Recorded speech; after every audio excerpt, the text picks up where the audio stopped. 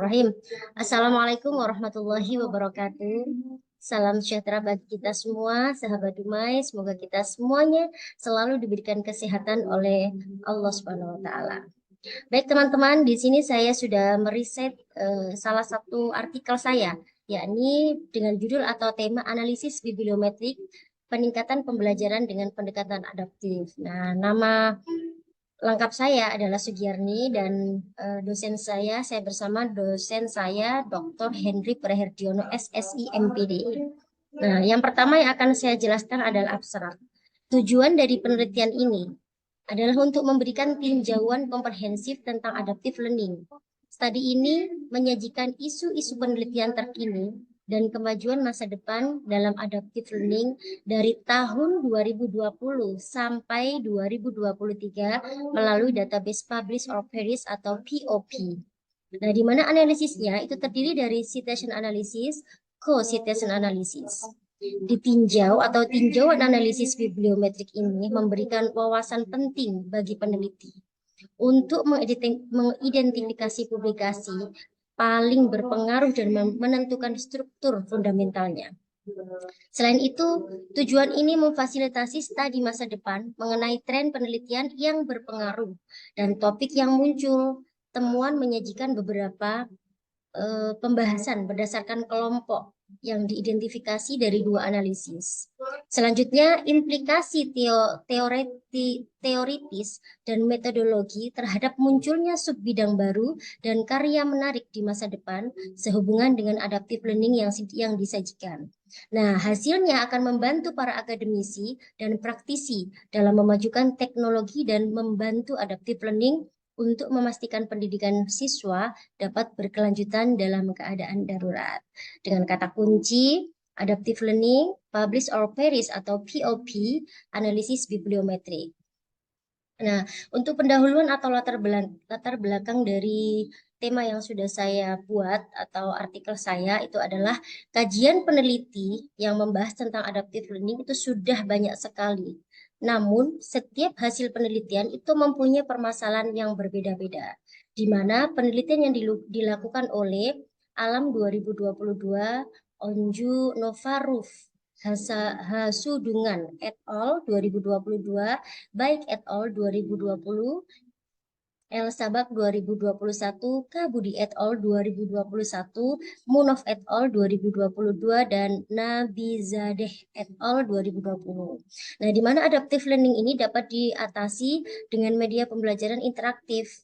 Namun, pada penelitian ini, permasalahannya itu serupa tentang kurangnya pemahaman adaptive learning. Nah, hal ini memerlukan adaptive learning yang bervariasi sehingga siswa itu diharapkan antusias dalam mengikuti pembelajaran.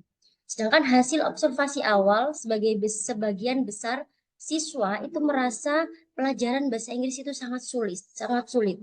Oleh karena itu, peneliti itu akan mencoba melakukan perubahan dalam pembelajaran sejak awal. Nah, peneliti akan menggunakan metode adaptive learning, di mana metode adaptive learning ini merupakan pembelajaran yang biasa yang dimodifikasi dan dirancang sedemikian rupa sehingga dapat dipelajari, dilaksanakan dan juga yang terpenting adalah dapat memenuhi kebutuhan pembelajaran bagi siswa atau peserta didik. Nah, untuk menjawab persoalan-persoalan di atas, maka peneliti mencoba mengadakan eksperimen khusus dengan proses pembelajaran dengan menggunakan metode pembelajaran adaptif dan menggunakan internet. Sedangkan sehingga diharapkan dapat diketahui bagaimana pengaruhnya terhadap prestasi belajar siswa atau peserta didik. Nah, dengan metode penelitian, analisis bibliometrik. Apa itu analisis bibliometrik? Nah, analisis bibliometrik adalah pendekatan kuantitatif yang memanfaatkan database bibliografi, yaitu Publish or Perish atau POP, yang membantu peneliti untuk memahami struktur pengetahuan dalam bidang tertentu, yang merupakan suatu bentuk pemetaan sains yang menghasilkan representasi visual dari struktur dalam dokumen, jurnal, penulis, dan kata-kata sebagai keluarannya. Itu dikutip dalam Van Edge dan Waldman 2014. Nah, terdapat 5 analisis utama dalam bibliometrik. Namun, penelitian ini merupakan ketiga analisis tersebut sesuai dengan tujuan yang disampaikan. Citation analysis. Citation analysis itu mengevaluasi artikel paling berpengaruh di bidang tertentu yang dikutip dari Sharma dan Lenka 2021. Nah, ini adalah strategi pencarian dan pengumpulan data. Pencarian database cakupan Publish or Perish atau PUP Core Collection dilakukan pada tanggal 20 Desember 2023.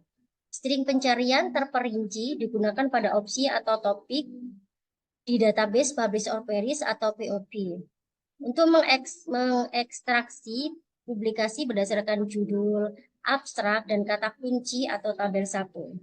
Nah, Publish or Perish atau POP saat ini dianggap sebagai database terbaik dan berkualitas yang menyimpan lebih dari 74,8 juta data ilmiah dan kumpulan data di 254 disiplin ilmu, itu dikutip dari Sick et al. 2021. Yang saat ini mereka mengindeks lebih dari 21.100 jurnal atau Publish or Perish atau POP. Nah, basis data Publish or Perish itu telah diterapkan secara luas dalam studi bibliometrik untuk menegakkan publikasi yang berkualitas saja. Ini kutip dari Tan Luk et al. 2020, Sharma dan Lenka 2021, Fauzi 2022. Nah, dalam hal kriteria pengecualian, kami termasuk hanya publikasi dalam 1 tahun kalender penuh. Selain itu, kami hanya menyertakan publikasi jurnal.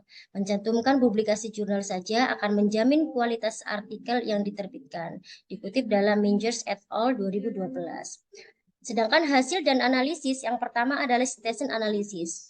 Dengan penerapan analisis kutipan dokumen, berikut ini disajikan publikasi yang paling banyak dikutip pada tabel 1, yakni publikasi teratas yang dikutip oleh Alam 2022, kutipannya sebanyak 429. Sedangkan Kabudi et al. Itu tahun 2021 itu dikutip sebanyak 188. Sedangkan Munoz et al. 2022 itu dikutip 140 kutipan. Kemudian mendiskusikan isu-isu penting di antara publikasi yang paling banyak dikutip dalam analisis kutipan. Nah, dari penelusuran database Publish or Perish atau PUP, dokumen awal yang diambil itu sebanyak 1.000. Setelah disaring hanya publikasi jurnal dan waktu hanya 2020 sampai dengan 2023. Total dari dokumen terselesaikan sebanyak 322 publikasi. Nah, jumlah citasi itu sebanyak 3.556 dan tanpa citasi mandiri itu sebanyak 3.409. Dan rata-rata kutipan per item adalah 11,04 dengan indeks H sebesar 29. Nah, gambar ini menyajikan jumlah publikasi dan kutipan sejak tahun 2020 sampai saat ini 2023. Nah, jumlah publikasi dan kutipan itu diperkirakan akan meningkat di tahun mendatang, berkontribusi terhadap tingginya minat dan masih banyak juga area penelitian yang belum dimanfaatkan oleh adaptive learning. Nah, ini adalah figur atau network of co-citation analysis. Ini sudah ada berwarna kuning, biru, hijau, ini merah, ini nanti akan saya jelaskan di sini. Yang pertama itu ada klaster 1 yang berwarna merah itu dinamakan adaptive learning rate. Sedangkan yang klaster 2 green itu dinamakan fast online adaptive learning. Sedangkan yang klaster 3 yang berwarna blue atau biru itu dinamakan the adaptive learning framework. Dan klaster 4-nya itu yellow, berwarna kuning, itu dinamakan adaptive learning system. Nah, di sini ini adalah tabel 2 co-citation cluster on adaptive learning. Nah, klaster yang pertama itu berwarna merah. yang klaster tabelnya tadi dinamakan adaptive learning rate dengan citasi atau number of publication-nya itu ada 17, sedangkan yang representative publication-nya itu oleh B. Chen et al. 2000.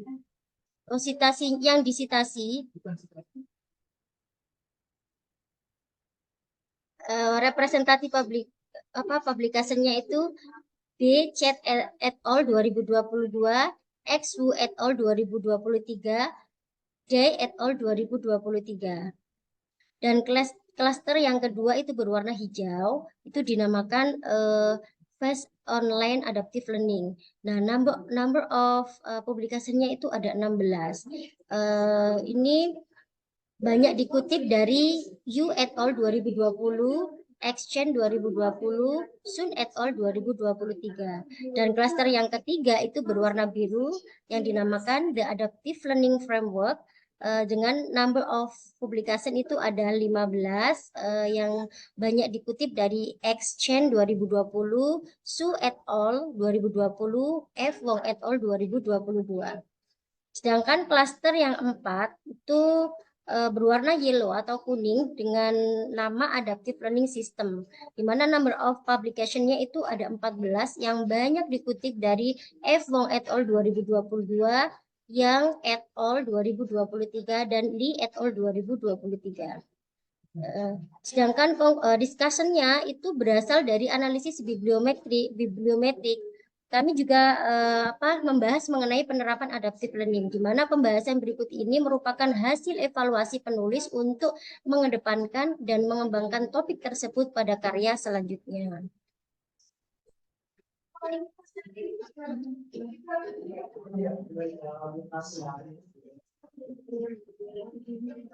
Sedangkan konklusinya yakni penelitian ini menyajikan tinjauan bibliometrik analisis dalam konteks adaptive learning berdasarkan analisis bibliometrik. Disajikan keadaan seni berdasarkan arah penelitian literatur di masa lalu, sekarang, dan juga masa depan. Secara khusus melalui analisis kutipan, publikasi teratas yakni Alam 2020 yang dikutip sebanyak 429, Kabudi et al. 2021 dikutip sebanyak 188, dan Munoz et al. 2012 dikutip sebanyak 140. Nah, sementara itu, co-citation cluster menghasilkan 4 cluster yang sesuai dengan tren masa depan. Yang pertama adalah adaptive learning rate, dan yang kedua phase online adaptive, phase online adaptive learning, dan yang ketiga the adaptive learning framework, dan yang keempat atau yang terakhir adaptive learning system. Nah, pada akhirnya adaptive learning itu dalam beberapa dekade ini internet menjadi salah satu media paling berpengaruh sebagai media global yang dapat digunakan untuk berbagai informasi, di mana kemajuan teknologi internet telah memunculkan pembelajaran dan pengalaman baru bagi peserta didik. Nah, sahabat Dumai, terima kasih ya sudah menontonnya. Semoga apa yang tadi saya sampaikan itu bermanfaat bagi kita semua. Karena memang kita sudah berada di 5.0, maka kita sedikit banyak menggunakan atau banyak mengaplikasikan sebuah teknologi pada sebuah pembelajaran. Terima kasih. Thanks for watching. Assalamualaikum warahmatullahi wabarakatuh.